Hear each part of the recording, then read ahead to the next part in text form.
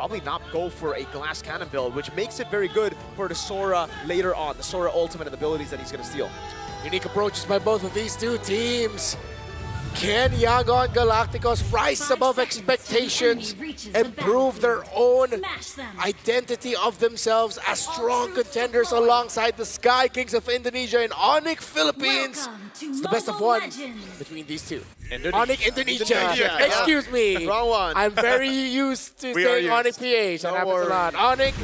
ONIC Indonesia. Thank you very much. Here we go, folks. Welcome to the land of Dawn for a best of one between YG, one of the most feared best of one teams in the tournament, against one of the favorites, ONIC.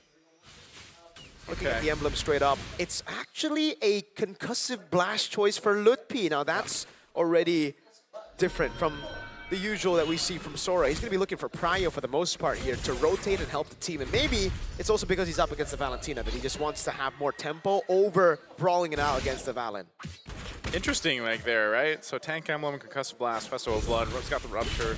And, you know, it's not a matchup that you see too often, at least currently. And I feel like even Sora as a hero, you know, teams have still been trying to figure out the best way to utilize this hero. Yes, there's a whole lot of crowd control that you do get with it, but again, well, usually when I've seen it, I've been like, man, it's a whole lot of show and fireworks, but you need that follow-up potential with that Sora on your lineup. So, interestingly enough, that this will be the case, and I think even with this lineup, you just wait for that turtle to break out just because they don't really have the setup potential.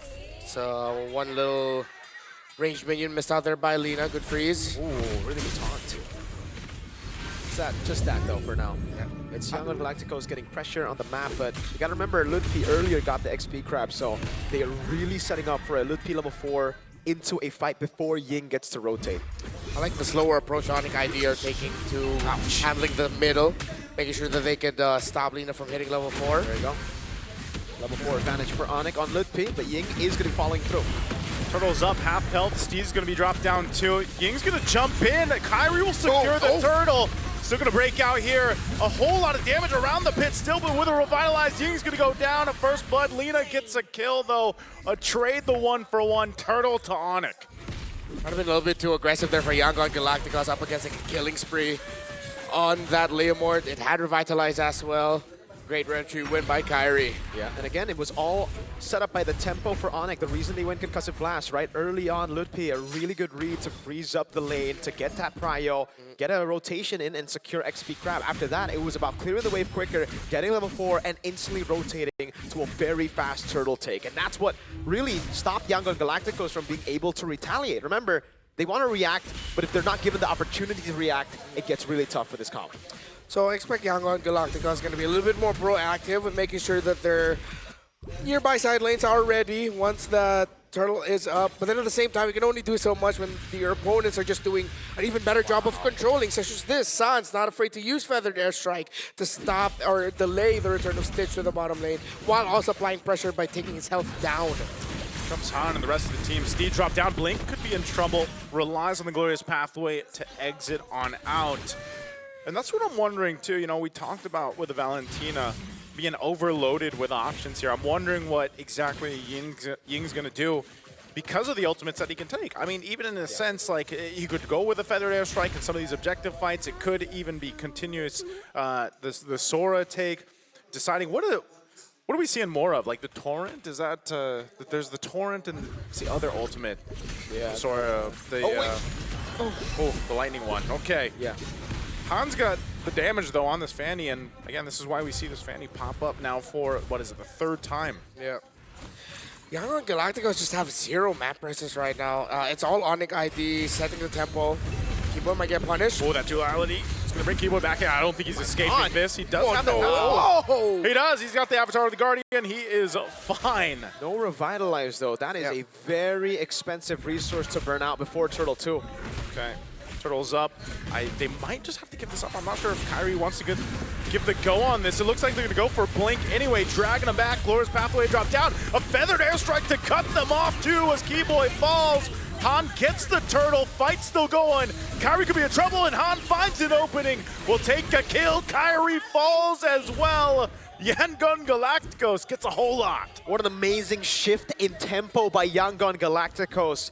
They saw what ONIC did Turtle 1. They adapted to it. They know it was all about speed. Who got there first? Again, I'd say a little bit of a misplay there for Keyboy to not use the AOG instantly and to wait, because the Revitalized burn is so expensive. We saw how they won Turtle 1 fight. It was actually with the Revitalized. So the fact that the Revitalized wasn't there and Keyboy didn't have AOG, there was no way, aside from, again, brute forcing their way into Turtle with the horse and with Lutpi.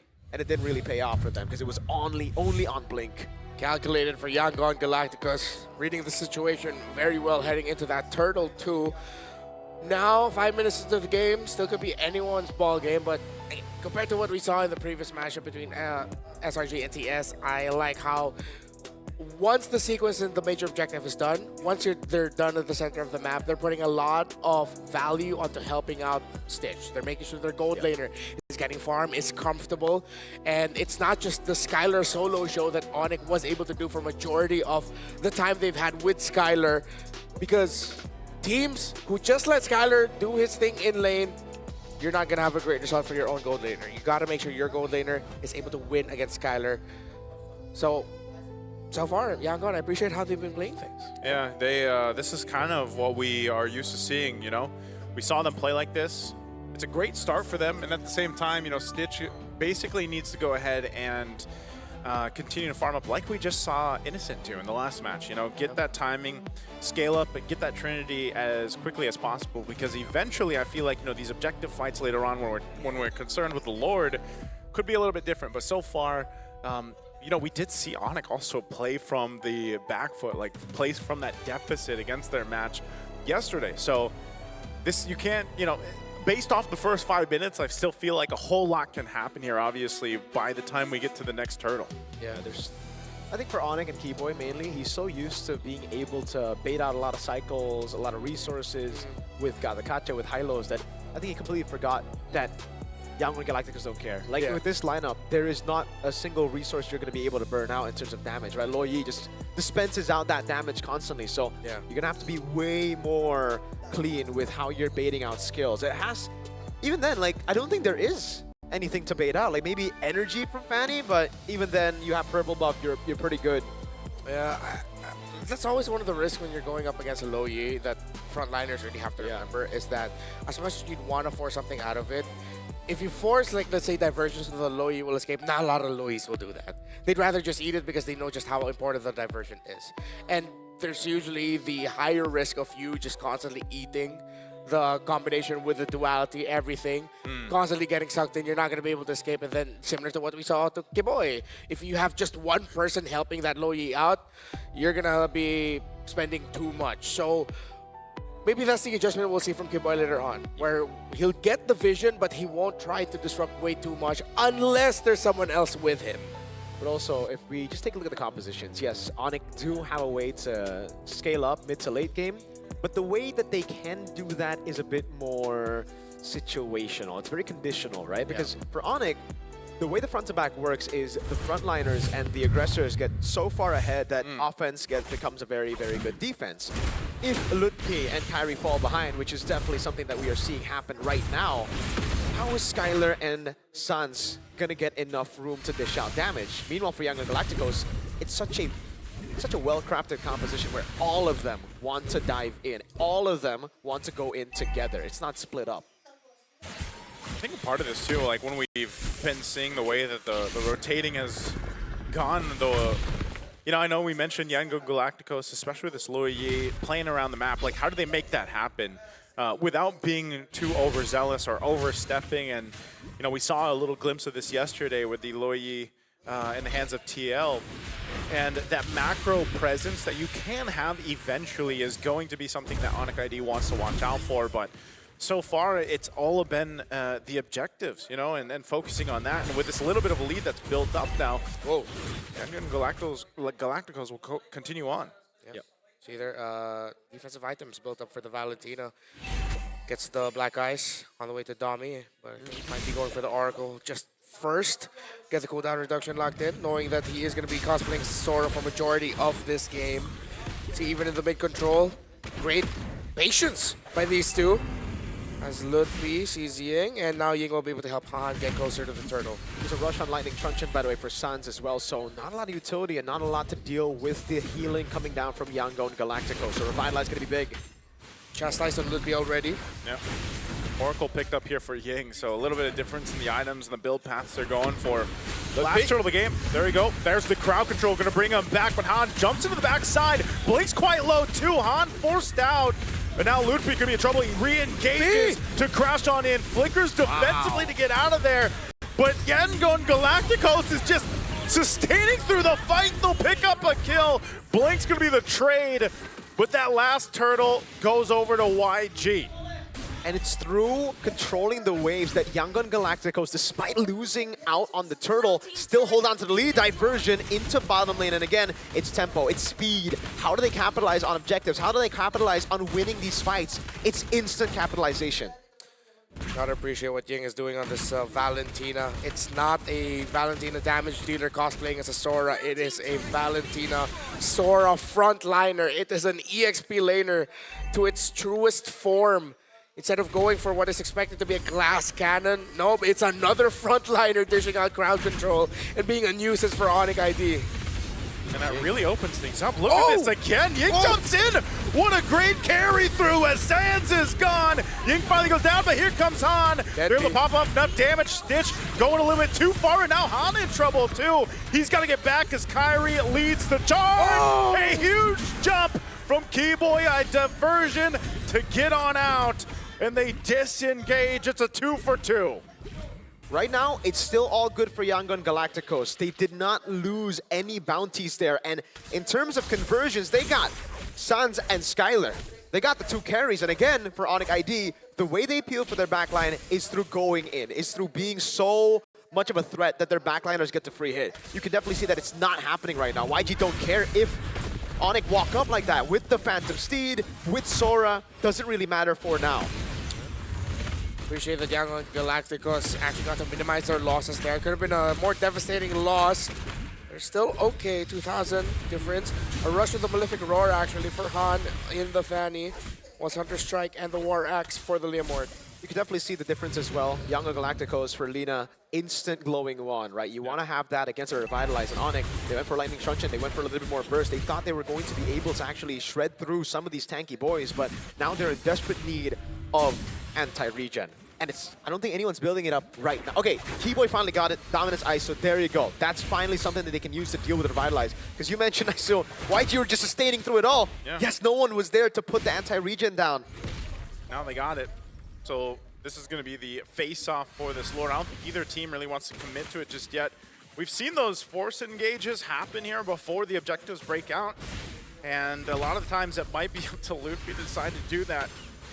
Now Yangon Galacticos, like we've mentioned, you know, they've just kind of been playing to their strengths here. Having a Fanny B going around, there's Ludwig again. Whoa, and they get the Feathered Airstrike down too. That's actually a big ultimate down they could use here. But it's both. Ying as well got baited out to use the ultimate, so you can steal it back away later, but he's gonna have to wait for a bit. Yangon on Lord. Up top, I don't know how that wave is building up. It looks even. Where's Pathway dropped down? Sans wings by wings on out. Lord sitting at half health right now. Steeds are going to be used too, but it's just a fight for an objective space right now. Both teams dancing back and forth. There's the initiation from Ludwig. They're going to go for it here. They get the duality proc. Han jumping in the backside, trying to force out Kyrie, but Han's in trouble as Ludwig picks up the kill. But they're still going for it. Keyboy falls. Skylar could be next. He's trying to get away, but Ying gets a double. The 2-for-1 trade. No jungler for Yangon Galacticos. ONIC ID still has 3 members. Both will reset and will revisit the Lord later on. Sans decides to go for the Queen's Wings as his second item. I was wondering actually what he was going to build into, if he's going to force himself to build damage just to match the output, or he'll build for a little bit more sustain. The answer is that. Yangon now starts it off slowly with Stitch as Han will be able to come back. Blink's going to go for the stun off. Ludwig in trouble, getting caught out, unfortunately.